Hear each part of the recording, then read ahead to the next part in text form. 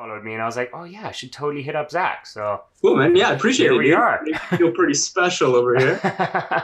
Yeah, man. So tell me, what have you been up to during these weird, crazy times? I feel like it's like a mix of doing a lot yet nothing at the same time. You know what I mean? Like there's lots Right. of time spent just on the couch watching Netflix and stuff like that. Mm-hmm. But then there's also time like being really creative, trying to work on new things. Mm-hmm. Like as my day job, I'm a music teacher, like Right. teaching children and some adults. Okay. And I usually work out of like a music school. So I would go there from like say like 3 p.m. to like 9 p.m. Okay. 5 days a week.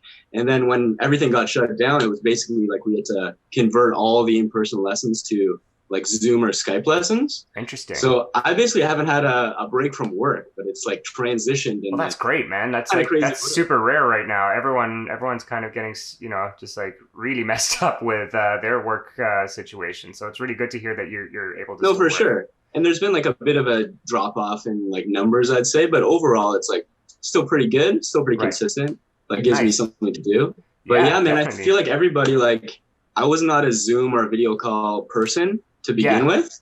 Right. And you get comfortable with it pretty quick, eh? Definitely. It's weird too that like I had no idea what Zoom was at all before any of this. Like I think like I don't know. It kind of like it seemed to COVID happened and then suddenly Zoom was like the biggest thing. And I was just like, well, like, there's Skype and like Google Hangouts and stuff, but having used Zoom now, For I'm sure, man. super impressed with it. It's pretty cool. Yeah, I saw a joke. It was like Skype had like an 8 year head start. Like Yeah, they're messing up. exactly. And like it's kind of interesting to see like the other apps like I don't know, Instagram just started like doing their like rooms thing where you can like jump in, you can do like Oh, chat cool. like video chat rooms now. I just Oh, noticed really? Instagram's Nice. doing that. Yeah, have you seen any of the like the Instagram versus battles where two artists will like play their hits back to back, like back and forth? I've caught a couple of those. Yeah, I think Ida Sophia, who was also on Yeah, yeah, yeah. Sideways, she did something with a rapper, which was pretty cool. I thought it was TikTok to be honest, because I know that from TikTok, right, where it's like the side by side Yeah, chat yeah. thing. And Cool. anyway, Yeah, man, man. yeah. People are getting creative with the social media nowadays. I guess like Oh, we're you forced have to, to, right? right? Yeah, Yeah. exactly. You absolutely have to. What shows have you been watching on Netflix? Netflix, I've been loving the Michael Jordan documentary, Yeah, The man, Last Dance. I still have to watch the last episode. I'm kind of savoring it because I yeah, don't want it to end, kind of thing. for But I'm sure. also like, I feel like it's awesome because I'm kind of like reliving my childhood through watching it. There's so much like nostalgia factor. Yeah, definitely. It's so sick. And then to see like how everything is like they're taking this old VHS footage and it's all like super HD now. It's Yeah. like it's pretty wild to see. Yeah, man. My well, Jake, you know Jake. Yeah. Jake's been watching or already finished it, and he's just been telling me, Man, just watch it. I can't believe like he was telling me like you can hear like Jordan like talk shit to the players Oh and yeah, stuff, man. and I just have this like image of like Space Jam. That's like the Michael Jordan Totally. I know, the super nice guy, and then like yeah, man. Obviously he talked shit and like I know, like tried man. to get in people's faces and stuff. So Yeah, there's I'm actually super excited to totally. watch Yeah, it. you should watch it, man. There's an episode actually where it talks about how he was like had this like Mr. Clean image, like totally nice guy, Yeah. but under the surface he was like this like fierce competitor that would just like tear anyone down if he had to. Exactly, So it's kind of exactly. like contradicted his public image. So kind of cool. And then you see him Yeah, now, yeah, he's like talking shit about people. It's pretty yeah, wild. exactly, dude.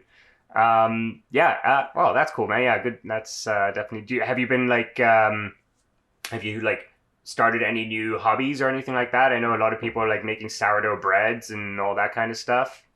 Hobbies, let's see. I started doing push-ups again, which is like Okay. trying to get a little more physical. I feel like I'm like, you know, those guys in prison, they just like, it's like, Yeah. well, I better start working out. Yeah, So like definitely. try a bit of that. Right. I've tried to cut my hair, which was Oh an yeah. experience. As you can see, it's like a little botch, but I'm working on it. Like you There's cut been your like, own hair? I cut my own hair. Oh, Yeah. dude, that looks pretty good. It took me like, there's been like 3 attempts. I'm kind of like How do you do fixing the it up back? every time. The back, yeah, I can't show you the back. The back is like a little rough. And also like my girlfriend's obviously been helping me out. Right. And we both accidentally took like a good chunk out of it. Yeah. So there was a serious chunk in the back of my head that I think is recovered now. But yeah, luckily I have a girlfriend that I live with that can do all that stuff. Help me. Nice. That's good. That's good. Yeah, man. I was up north in Huntsville for the last 2 months. I just got back to the city like on Thursday. Okay.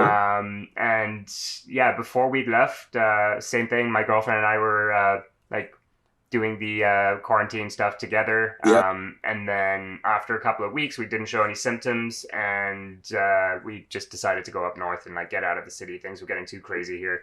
I'm jealous, man. I wish I could do that. Oh, dude, it was so worth it. But yeah, before we went, my girlfriend shaved my head. I had like my hair was just getting like crazy long. I was like, let's just take it man. off. And then after a couple of months, my mom was like, do you want me to like try fading your hair? And I was like, totally. And then we like watched a video together, and she's like, I think I got this. And then she did this. I think it's grown back now, but she like went over here and like suddenly like was down to a 0. And like so I just had a bald patch like right here. And I was like, what happened? She's just like, oh, I didn't know. I'm sorry. Yeah, dude, that's what I did to myself. I cut off this sideburn, and then my girlfriend took the chunk out of the back. So we both had like one mistake that was a pass. Yeah, that's not bad. That's not. And at least like you're staying inside, right? So it's not like. Yeah, that's the benefit. It's like, well, I don't really have to go out, and people aren't really gonna see me too much. Right. Yeah. Have you been working on new music? Yeah, man. I've been like I started off kind of like as a music producer, like making beats for other artists. Okay, yeah. And then how I started doing my own stuff was basically I just had like an excess of beats and not enough artists to work on the songs for them. Okay. So then I just started singing and like writing to my own music. Right. That's how I kind of transitioned into just being my own artist, I suppose. And then I kind of got into a point where then I just started only making beats that I felt like I could sing on. Right. But then I feel like lately I'm getting hit up with more people that are just like looking for beats for themselves. So I'm kind of back to where I began, kind of crafting sounds for other people. Sweet. And then it's kind of like I'm kind of juggling between the two, like working on my own stuff, wicked, producing for other artists. Also, I do like mixing and mastering work as well. Cool, man. So it's like I wear many hats as a musician. Where did you get your like background and all of that? Like when did you start playing instruments and like figuring out that you were really into music? Yeah, it's kind of like that's a good question, man. It's like I have to go way back. Yeah. So I'll try to give you like the Coles notes. But yeah, for sure. So basically my two parents are both musicians. My mom is more of like a visual artist, a painter. Okay. But she always played piano, and she was a piano teacher just like a couple days a week, just like teaching out of our house. All right. So I was always like exposed to music. I didn't really know if I wanted to do it myself. And then my dad was like a composer. He wrote music for like nature shows, like Discovery Channel type stuff. Okay. So I always had like, there's always music in the background I was hearing, but as a kid, I just wanted to play like video games and sports and that kind of, right? Yeah. So it came to a point where my parents basically forced me to take music lessons. Okay. And I was in about grade 7. Yeah. So my first instrument was a saxophone. Wow. And so I joined like the school band, did the whole like school orchestra thing.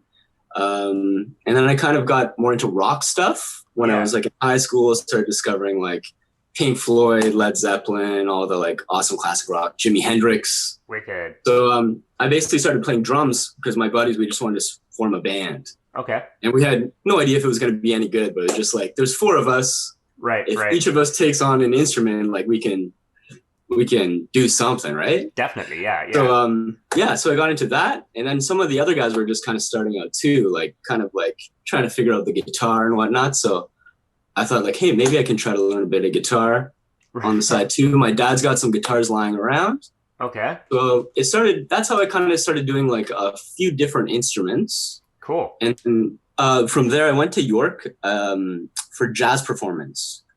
Because basically, if you want to study music in a post-secondary type of fashion, it's either you go like very classical route, or jazz route, which I guess you could argue has more. There's more common ground with like modern music and jazz. Definitely, I totally. So I felt like I wanted to do the jazz because then I could apply some of that. What instrument? what instrument were you? Because I know like if you go in for music, like you're like have your instrument that you're Totally, yeah. So what sorry, was I it, the skipped sax? over that. I decided to pursue drums in Oh, post-secondary. sick. Okay. So it was like going hard jazz drumming. Like, I don't know if have you ever seen that movie Whiplash? Yeah. Yeah. Yeah, like it was a lot like that, minus the like intense teacher, but just Okay. like Cool. a lot of time like spent practicing, and they really Mm-hmm. like nail that in your head, like practice, like as long as you can. Definitely. And who knows the benefits of that? Like, there's pluses and minuses. Yeah, for sure. I don't think you totally want to dedicate yourself, at least in my point of view. Like, it didn't really work to have my sole identity as a drummer. Mm-hmm. I guess like I like to do many things too, but that's what I chose to pursue in post secondary. I went to York for jazz drumming, and then kind of towards the end, I was sneaking in some guitar too. I took a few like jazz guitar classes because I guess like with my interests, I'm always just trying to do more and more and more. Right, man. So that's kind of where it led me to today. I started living with another like rock band at York. Okay. Which was just like a party house. Yeah, right. But right. we still like did music, and that's kind of how I got into making beats and stuff. Cool. One of my buddies, he's an electronic musician. He goes by the name Seizures Palace. Okay. But he makes like EDM stuff, and he was always into producing and stuff. We had some hip hop heads over at the house that were teaching me how to sample, try to make beats and stuff. So it kind of evolved from there. So that's where you were like getting into like using like software and stuff. Like, well, what software do you use? So for making beats, I use FL Studio or Fruity Loops. Yeah. Oh shit! I feel like everyone is trying to. Yeah, man. I feel like everyone back in the day downloaded it. Yeah. And probably like messed around, maybe ended up deleting it after. Right. Because I knew like I was fucking around with it like in grade 9, just like making the worst stuff ever, right? But it was so fun. So my buddy who was like seriously making beats in FL, he kind of taught me how to like layer drum sounds, splice the samples, all that stuff. So that's how I kind of got into that. Cool. For recording and mixing, I use another one called Mixcraft, which is kind of a lesser known program, but it's kind of like a Pro Tools, like industry standard type of stuff. Sick. It's pretty much. And then like, did you take classes in mixing and mastering? Because like that's a whole other beast. Or is that just like no, absolutely, man. A lot of that's been self-taught, and like I would say, I started doing that about 10 years ago. Cool. And so there's a lot of trial by fire stuff. Like you make you do some horrible mixes till it starts to shape up into something good. Right. And then just like YouTube is amazing, man. Like tons of YouTube tutorials. Like there's pros that have mixed like Jay-Z and Beyonce records that are just throwing out free YouTube videos, like showing you exactly what they've done. So I think a lot of trying to like emulate the greats has been kind of my thing just as a musician, just trying to like emulate the greats, and then you kind of take a piece of that and then you try to make it your own. Yeah, for sure. That's crazy. Like, I totally know that, from my experience, just like doing like video editing stuff, and Jake, who's super like very, very accomplished in CG. He said most of it was like self-taught. He would just like be like, I want to learn how to do that. Google it, finds it on YouTube, and then like does a tutorial. And, that's cool, man. Yeah, that's very cool, man. Like, good for you. That's awesome. Thanks, bro. Yeah, some of the sideways stuff blows me away. Like some of those 3D renders, it's like insane. Dude. That's all Jake. And I can tell it probably takes so long. Yeah, it's it does. He tinkers away at it. I think what takes the longest is waiting for everything to render, right? Like totally. Like especially some of his like prints. He'll just like hit render and like walk away for like 2 days and come back, or maybe not 2 days, but like a long time. It takes a really, really long time.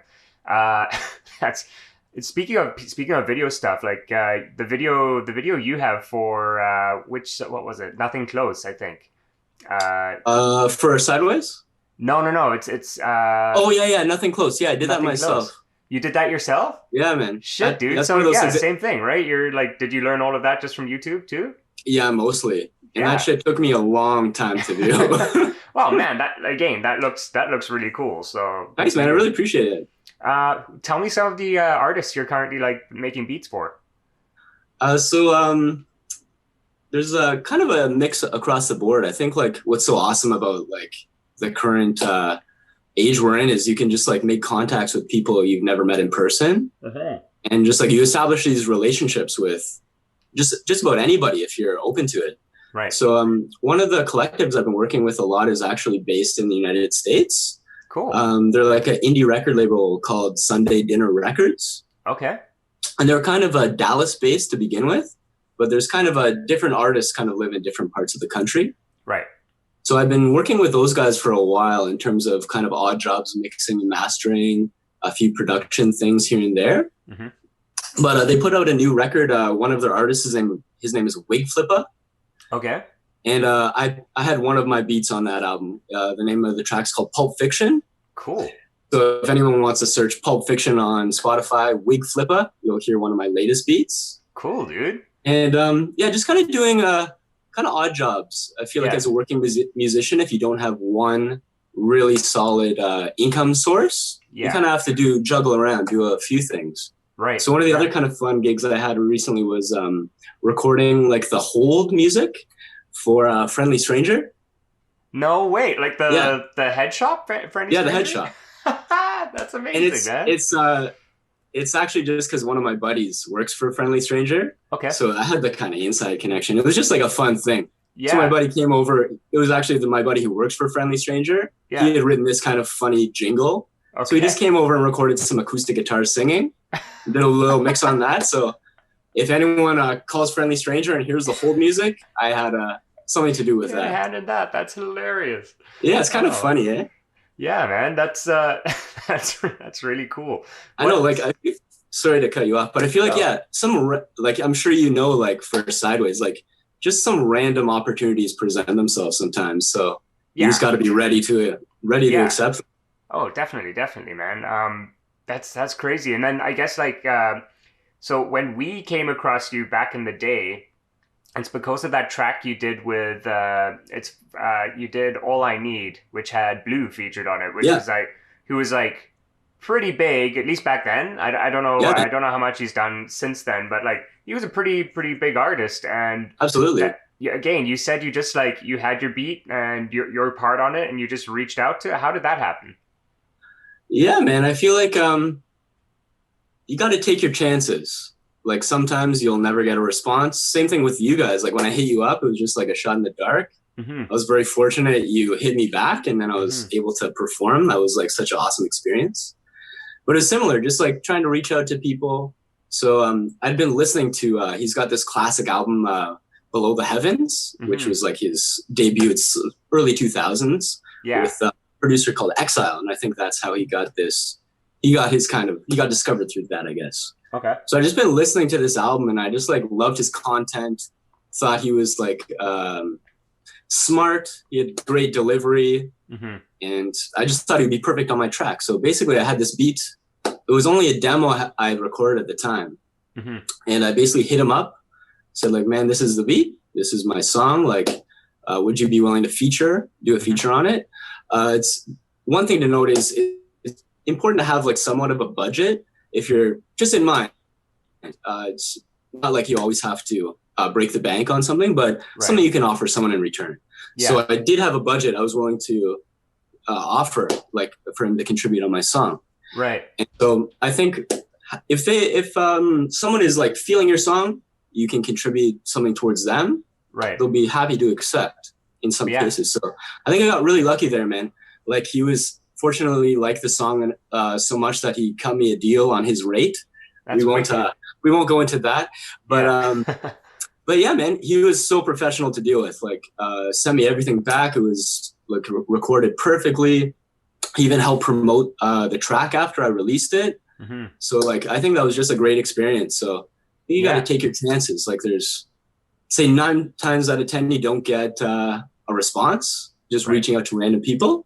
Yeah. But then, hey, that 1 in 10 could be Blue saying he's down to rap on your track. So I'm just so blessed to have gotten that verse from him because I think his verse is like probably one of my favorite rap verses ever. Yeah, man. I was listening to your EP today. From my track, Yeah, it was. And I just think like he nailed it. So I have nothing but compliments for Blue. Cool, dude. Cool. Yeah, I was like I said, I was listening to your EP today just before doing this, just to get like in the headspace again and like see if if I wanted to ask questions about the songs. And Yeah, man, I gotta say, like, for someone that's like self-taught, the production on it is fantastic. Like, you are a really good mixer and master. It sounds great. No, I appreciate Um, that, man. I definitely there was some time you were just like, I'm sure you can relate, like working on these podcasts and stuff, just like tweaking things slightly oh that. my God, you can do it forever. Oh, I know, man. So I think like the majority of the time was that like everything was at 99%, and I Yeah, was just tweaking that 1%. And I feel like, yeah, you could never stop. So at some right. point you just have to say like, this is it. I'm Yeah. finished. I'm Do you putting it have out. any? Do you have an EP coming out anytime soon? Are you working on one right now? Yeah, I am. It's kind of a less structured thing where I have just like a number of songs that I have Hmm. in mind of what I want to put out. Right. And that's kind of how the first one started. It was just a collection of songs. It kept getting changed. Like I'd take something out, put Hmm. something new on, and then it finally got narrowed down to those 5 songs. So I'm kind of in a similar process now. Just like I've got a collection of songs, kind of have to fine tune it. Probably some things will get removed, some things will get added, but kind of in the state where I'm working. I'm working on the next one. Hmm.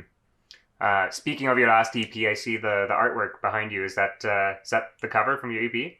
Yeah, it is actually. Yeah. Cool story about that. I was just very fortunate to know a really talented graphic designer Cool. who I was friends with. His name is Joel McLeod.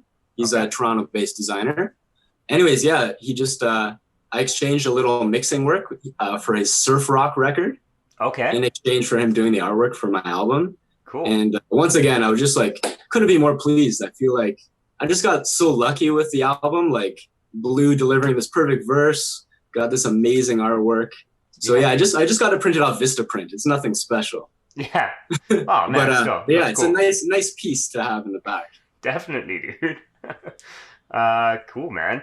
Well, like, are you like? Tell me what else? What else do you do like outside of music? It definitely seems like you're one of the fortunate few people that has been able to like you're making money like from teaching music. Like what is it that you do outside of music? What else are you passionate about? Wow, buddy, that's a great question. I feel like I have so many different interests within music that keeps Hmm. me pretty busy. I Right. feel like um just like everybody else. Love movies, love TV, occasional video games. I actually have been I busted out the old Super Nintendo that Oh, my wicked. girlfriend had. It was like the old family Super Nintendo. Okay. So I've been Okay. playing some Donkey Kong 2. Nice. I Okay. mean, and also I used to like I started collecting records kind of in early university. Quick. Cool. So I've been Cool. kind of going back to that, listening to some of my old records that in the Spotify age like have been a bit neglected. For sure. So I actually brought a few just as a bit of show and tell to show you what I'm listening to. Yeah. Cool, man. I actually saw this dope Instagram live stream where it was one of those live things where it was interview as well. And they Yeah. were interviewing this kind of vinyl collector, and he was showing off all his rare albums. And Okay. it was just Okay. like a cool experience. And there's Dude, maybe like, I totally get it. I'm looking at my collection right now. I've got a pretty big growing collection too. So nice, I'm man. very excited to see what you got. Cool. Yeah, anyways, just to finish that, so it was just like this Instagram live stream. There was maybe 40 people watching. I don't even know how I clicked on it. It was called Okay. like Toronto Loop Sessions or something. Okay. But people would comment every now and again, and there was like some legendary people just like watching Right. in this Like group, who? like DJ House Shoes. He's a Detroit-based DJ. Some Okay. would say he discovered the producer Jay Dilla. Oh, shit. Okay. So now he lives in LA. He has his own indie record label called Street Corner Records. But Okay. he was in there just commenting on the vinyl selection this guy was showing off. No And way. also a producer called Jakeone. He's done stuff from Rick Ross to Beyonce. Okay. Yeah. I Yeah. think he's Seattle These based. guys are But ringing bells. I'm yeah, like, I there was some recognize the people in there. names. So I felt like I had just accidentally walked into this like secret club thing. Wicked. So anyways, just yeah, earlier today when we were just waiting to get this started, I was like, maybe I'll show Frankie some stuff. Yeah, man. Let me see. So Let me see. anyways, here's what I got. This was all like just within 30 seconds of skimming through my stuff. How big is So your the collection before we see? How big is your collection, would you say? I wish I could show you. It's just in the other room. I haven't counted. Maybe I'd say between 150 maybe 150 records. Holy crap. Okay, yeah, you win. Yours is bigger than mine. Some were passed down, like some were hand-me-downs from my dad. Cool. And then I used to live, there used to be a sick record shop at Yonge and Eglinton called Vortex. Okay. And they had records for like $3 to $5. Yeah. So for one summer I'd go there. Bins. Yeah, man. Yeah. For one summer, probably about 5 to 10 years ago, I'd just go with a $10 bill. And that was my rule. I couldn't spend more than $10. But I'd always come back with like either 2 to 3 records. So that spot really helped me without breaking the bank. Yeah, definitely, man. Okay, cool. Let's see him. Cool, bro. So the first one is this dude's called Lenny Breau. Okay. He's a Native American jazz guitarist who lived in Canada. Okay. Anyways, just writing down his name. Yeah, you should check out this guy. And his album's called Mo Bro. Mo Bro. That's awesome. I know awesome. Some of the old jazz titles are hilarious. Yeah, that's wicked. Okay. But this guy's like a virtuoso. He had a bit of like many jazz musicians, like a bit of a troubled story, like a lot of highs and lows, you could say. But this guy's wild, man. He was like the Jimi Hendrix of jazz guitar, like doing some like dazzling things. So yeah, check him out, man. He's wild. Number 2 is this is called Arthur Verocai. Okay. This is it's like a Brazilian jazz record from the 70s. Okay. It's just one of my favorite albums. Just like the sound of it, they somehow mix like jazz, classical, almost like a Pink Floyd psychedelic rock aspect too. That sounds very cool. It's sick, man. And it's like like a testament to how good it is and how much I like it, because I don't understand any of the words. Right. It's all in like Portuguese or whatever. Right. But just like the melodies are incredible. So yeah, anybody wants to check this out, it's a gem. And it's been sampled many times. Okay. So it's kind of one of those hidden gems. I got 2 more here. This one is Todd Rundgren. Okay. He's a 70s like kind of classic rock musician. I recognize this You guy's probably name. have heard some of his songs. He does that song, "Hello, it's me. Yes. I've been thinking for a long, long time." That one. Yeah. Okay, cool. And I'm pretty sure, this that track is on this album. It's a double EP, double record, I think. Yeah. This one's sick. This was a hand-me-down from my dad. And it's has a sentimental spot too. There's some good tracks on there. Yeah, so anyone check that out. Beautiful. He's got a great voice. And funny story about that guy, his voice, he's like probably in his 60s now. Right. He used to have this like beautiful kind of like falsetto high voice. Okay. And then for whatever reason, now it's like so deep, like a baritone. So when you hear him now, it's like, is this even the same guy? But anyways, that's the time capsule. You got to check it out. Maybe it's like a heavy smoker or something. Yeah, no, exactly. Exactly, man. It just caught up with him one day. Yeah. And I got one more, final one. Okay, cool. This is it's a group from California. Okay. They're called People Under the Stairs. They're like an indie rap group, 2 guys. Okay. And anyways, these guys are amazing. They kind of set the tone for what my beats wanted to be like and kind of my musical content. It's all very party based, good times based, like good vibes. The beats are really chill, have some kind of jazzy elements, funky elements. Right. So one of the guys in the group makes the beats. I think they both make the beats, but there's one guy that's heavier on the beats. It's kind of like a Run the Jewels sort of situation with a producer, a little bit of rapper, but the producer also raps a little bit. Exactly, and then they both rap, and they have like that really classic West Coast kind of rap style. Sick. But anyways, this one is the name of the record is called Fun DMC. Yeah. So that just gives you kind of a vibe of what they're going for. This is like a dope summer record.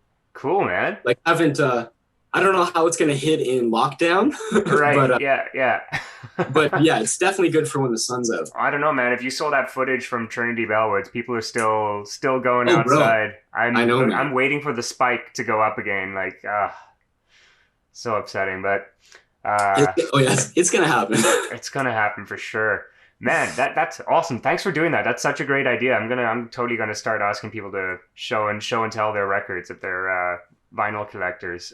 Cool, how did you find like some of those like more obscure ones, like the like Lenny Breau or Erika. Are you like me, where you just like go in, you're like, this album looks really cool, and it's There's like $1, so I'm gonna get it. There's definitely a mix of that, man. Like, I found some gems that way. Like, I found some like Middle Eastern dollar records, just seeing if I could find something to sample. Right. And you find like a 5-second snippet in it that's just like unreal. Right. And then you also get those $1 records that are just like, just brutal, like terrible. So I have I've got a section of ones I need, of some of those dollar records that I need to like return or like get rid of. Yeah, that's a good point too. I have some of those. I think. Hold on 1 second. I'm going to show you the first record I ever bought, even before I had a record player.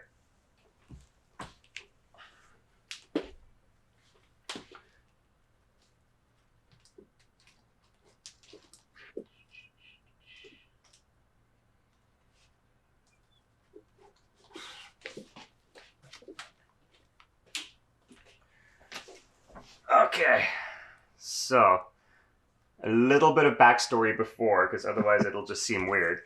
But I, in my college days, I'd get pretty drunk, pretty hammered, and I'd have an alter ego, kind of like Frank the Tank in Old School. That kind of thing would happen to me. And my initials are FDR, and I would just start yelling FDR, and then go and do something incredibly stupid, like you know, like jump on a table or something. Amazing. So this is the first record I picked up. Yo, that's sick. And it's just a collection of the FDR, the president. It's a collection of his speeches. For sure, man. So you basically saw that and you're like, I need that. Yeah. I forget, like, I don't even remember where I was. I don't even think so I went to school at Humber, and on Lakeshore and Islington, there's a record store called Vinyl Cafe. Shout out Vinyl Cafe. Excellent record store. The nicest dude works there. And I think I just went in with my buddy because we grabbed like lunch or something, and we saw a record store, and he had a record player. So he went in to look for some records, and I just was looking around in the discount bin, and I found this, and I was like, I have to get it. And I think I bought a record player like maybe a week later just so I could listen to it. That's amazing, man. Yeah, and then since then, man, that's like probably one of the things I miss most about just regular normal life is being able to go to record stores. I know they're opening up again. I know like Dead Dog Records on Bluer is opening up, so cool. Hopefully we'll be able to go there. But like, and then I also kind of feel weird of, you know, just like going through the discount. I know, in this new state of the world, it's like, yeah, exactly. So we'll see. But like, that's something I'm really looking forward to again. It's just absolutely, like doing that. Man, I found so many gems. Same thing. Just like finding stuff and being like, oh, I've never heard of this. This album looks really weird, and just got it and love it. And like to the point where like I'd go and find that same artist, and like now I have like 5 of their records. Cool, man. Yeah, no, I know, man. Speaking of record stores, I got to quickly shout out Cops Records on Queen. Yes. One of my buddies works there. I used to like buy records there all the time back in the day, and like they had dope prices, amazing selection. So first of all, like shout out them for that. But my buddy T-Pops, he works there, and he was I was able to shoot an acoustic video in the store. Oh, and wicked. So if anyone wants to go on YouTube and search ZForbes That Song acoustic, I did just like a acoustic guitar singing version in the Queen Street location. Cool. And my buddy Matty Kays shot it. Shout out to Matty Kays. And it just turned out perfect. So wicked, man. Much love for Cops. The owner actually came in, was basically just so cool with the shoot happening. I think it was a surprise to him, but he was like, do whatever, boys. Yeah, that's great. What was the other one that I'm gonna put links to all these places? Or is Vortex still a thing, or? Vortex unfortunately is closed. Oh, that's too bad. Okay, I was gonna give them a shout out. It's a hit for the vinyl community there. Yeah, damn. All right, man. I think my Zoom meeting time is going to be cutting us off soon. No worries, man. This was a pleasure. Version. Hey, man. Thanks so much for doing this. This was fun. Yeah, man. I hope that I can see you in person soon enough. Oh, dude, we'll grab a beer when we're allowed. Dope. All right, Frank. All right. Peace, buddy. Peace, dude. Cheers.